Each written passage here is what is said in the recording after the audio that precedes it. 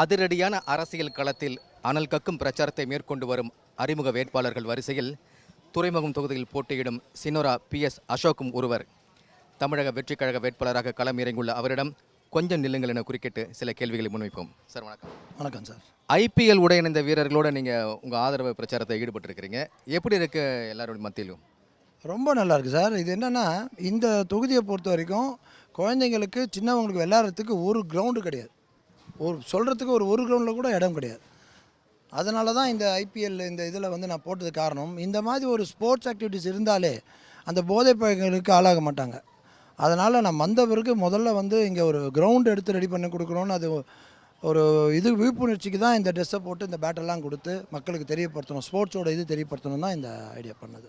இந்த துறைமுகம் தொகுதியை பொறுத்த வரைக்கும் அமைச்சர் சேகர் பாபு, அதே போல் ராயபுரம் மனு இந்த தொகுதிக்கெலாம் ரொம்ப பரிட்சயமானவங்க. இப்படிப்பட்டவங்களோட மோதும்போது வெற்றி பெற்று விடுன்ற நம்பிக்கையோடவே இப்போ நீங்கள் இந்த தொகுதியில் வந்தாக்க நான் விளையாட்டுக்கான ஏற்பாடு செய்வேன்னு சொல்கிறேங்க. எப்படி இந்த நம்பிக்கை வந்துச்சு? இந்த நம்பிக்கை எனக்கு 1 மாதம் முன்னே வரல, 1.5 மாதம் முன்னே வரல.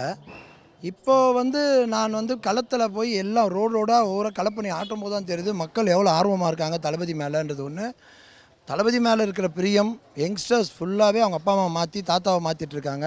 அந்த எண்ணம் ஒவ்வொரு மக்கள்களையும் அது இருக்கிறனால 100% இப்போ ஆல்மோஸ்ட் வின்னிங் மாதிரி தான். இப்போ MLA ஆன மாதிரி தான் ஒரு இது இருக்குது. அதனால தான் நான் இது பண்ணிட்டுருக்கேன். சினோரா PS அசோக் தீநகரை சேர்ந்தவர்.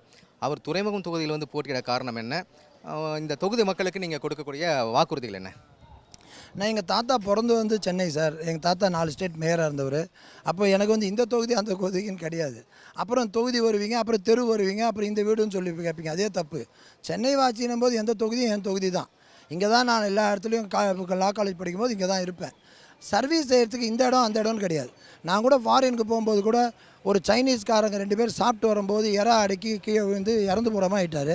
நானும் ஒய்ஃபும் எல்லோரும் பார்த்துட்டு போகிறாங்க. நாங்கள் வெளியூரில் போயிட்டு காற்றடிச்சு ஃபோன் அடித்து அவங்கள ஒரு 2 மணி நேரம் ஹாஸ்பிட்டலில் காப்பாற்றணும்.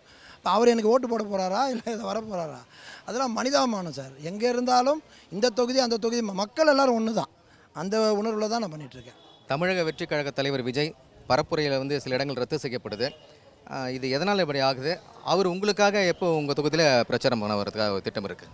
அவருக்கு நிறைய தடங்கல் பண்ணிகிட்ருக்காங்க. பார்த்தீங்கன்னா ஆம்புலன்ஸ் விடுற மாதிரி நாவலூர்லேருந்து வண்டலூர்லேருந்து பார்த்தீங்கன்னா கவர்மெண்ட் பஸ்ஸெல்லாம் விடுறது போகிறது அப்படிலாம் ரொம்ப தடங்கலாக இருக்காங்க. உள்ளே சூழ்ச்சி பண்ணிவிட்டு பணம் வாங்குறவங்க இருந்து தானே இருக்காங்க. இருந்து ஏதோ பண்ணிகிட்ருக்காங்க. அதையும் மீறி அவர் பண்ணிகிட்ருக்காரு.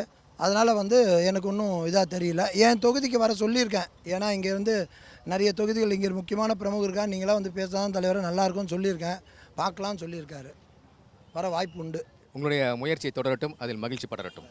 காங்கிரஸில் போட்டியிடக்கூடிய வேட்பாளர்களுக்கெல்லாம் களம் எப்படி இருக்குங்க சார்? 2026ஆம் ஆண்டுக்கான தேர்தல் இந்தியா கூட்டணிக்கான வெற்றி வாய்ப்பு பிரகாசமாக இருக்கிறது. முதல்வர் ஸ்டாலின் அவர்களுடைய ஆட்சி தொடர வேண்டும் என்று அனைத்து மக்களும் விரும்புகிறார்கள்.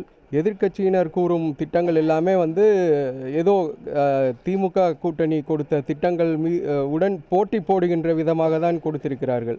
முதலில் சென்ற ஆட்சியில் 1000 ரூபாய் கொடுக்கப்படும் என்று கூறிய பொழுது எதிர்க்கட்சியினர் குறிப்பாக திரு எடப்பாடி பழனிசாமி அவர்கள் இந்த திட்டம் சாத்தியமில்லை என்று கூறினார். ஆனால் இப்போது அவர் 2000 ரூபாய் கொடுக்கிறேன் என்று சொல்கிறார். அதே போல் தமிழக பெண்களுக்கெல்லாம் 1000 ரூபாய் பிச்சை போடுகிறீர்களா என்று கேள்வி எழுப்பிய திருமதி சௌமியா அன்புமணி அவருடைய கட்சியினரும் பெண்களுக்கு இப்போது 2000 ரூபாய் கொடுக்கப் போகிறோம் என்று பாமக அன்புமணி அவர்களுடைய தேர்தல் அறிக்கையில் குறிப்பிட்டுள்ளார். இதையெல்லாம் பார்க்கும்போது அவர்களுடைய கொள்கை என்பது முன்னுக்கு பின் முரணாக இருக்கிறது. அன்புமணி பிரச்சாரம் பண்ணார் ஏரியூரில். அப்போ பார்த்திங்கன்னா பாமக பிரிவதற்கு காரணமே திமுக தான், அப்படி ஸ்டாலினால் தான் பாமக பிளவுபட்டிருக்கு அப்படின்னு சொல்லி பேசியிருக்காரு. திரு அன்புமணி அவர்கள் தோல்வி பயத்தில் என்ன பேசுகிறாருன்னே தெரியல. ஒரு கட்சி எப்படி, அதாவது அவருடைய குடும்பத்தில் உள்ள பிரச்சனைக்கு எப்படி மற்றவர்கள் காரணமாக இருக்க முடியும்? இந்த பிரச்சனை என்பது அவருக்கும் அவருடைய தந்தையாருக்கும் தான். ஒரு மகன் தந்தையாரிடமிருந்து ஏதாவது மனக்கசப்பு ஏற்பட்டு ஒரு சில நாட்கள் பேசாமல் இருக்கலாம், அல்லது மேக்சிமம் 1 மாதம் பேசாமல் இருக்கலாம். நீங்கள் அதுக்கப்புறம் போய் தந்தையாரை பார்த்தா எல்லாமே சுமூகமாக தீர்ந்துவிடும். இவர் பார்த்தாரா என்று தெரியவில்லை.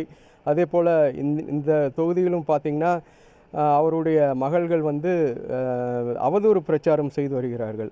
என்னுடைய கேள்வி என்னென்னா, ஒரு தாத்தாவை பார்ப்பதற்கு பேத்திகளுக்கு யார் பர்மிஷன் கொடுக்கணும் சொல்லுங்கள்? நீங்களே நேராக போய் பார்த்தீங்கன்னா தாத்தா பார்க்க மாட்டேன்னு நான் சொல்லுவார். அதெல்லாம் பொய்யான பிரச்சாரம். இதற்கெல்லாம் வந்து மற்றவங்களை வந்து குறை சொல்லியிருப்பது வந்து என்ன காரணம்னா, அவங்களுக்கு வந்து வேறு காரணமே இல்லை. அவர் வைத்த கூட்டணி, அவர் வைத்துள்ள கூட்டணி என்பதெல்லாம் வந்து வன்னிய மக்களுக்கு விரோதமான கூட்டணி. அவருடைய ஊழல் வழக்குகளிலிருந்து தப்பிக்கொள்வதற்கு தான் எடப்பாடியுடனும் பாஜகவுடனும் கூட்டணி வைத்துள்ளார். அப்பா மகனுக்குள்ளே இருக்கக்கூடிய பிரச்சனை வந்து நீண்ட நாட்களாக போயிட்டுருக்கு. ஆனால் தேர்தல் நேரத்தில் வந்து அந்த அவர் மகள்களும் அவரும் வந்து இந்த இடத்துல வந்து பிரச்சாரம் பண்ணுறது, அதாவது காங்கிரஸ் கட்சி வேட்பாளருக்கு பெரிய தாக்கத்தை ஏற்படுத்துமா? கண்டிப்பாக ஏற்படாது. இவர் வந்து நாடகம்தான் நடத்துகிறார்கள் என்று அனைத்து மக்களுமே புரிந்து கொண்டு என்னிடம் கூறினார்கள்.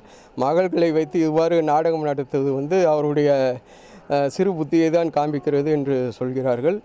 அன்புமணியின் இந்த பிரச்சாரம் வந்து அவருக்கு தான் நெகட்டிவாக முடியும். எங்களுடைய வேட்பாளருக்கு வந்து வெற்றி வாய்ப்பு வந்து இதன் மூலம் பிரகாசமாக தான் இருக்கிறது. உடனுக்குடன் செய்திகளை தெரிந்து கொள்ள சன் நியூஸ் பெல் ஐகானை கிளிக் பண்ணுங்க.